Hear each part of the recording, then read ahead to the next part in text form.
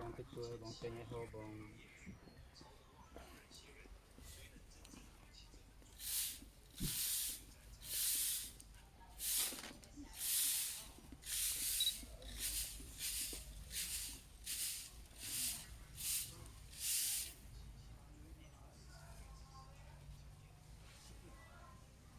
trầm la coi nó tinggal đâu tinggal đây vậy đấy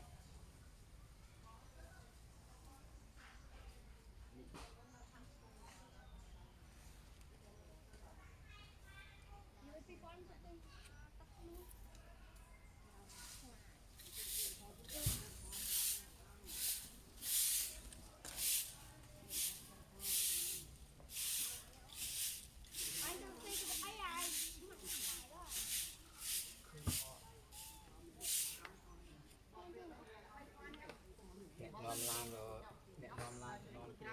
là tắt cái coi nó lời chư này là nó lớn đặt đây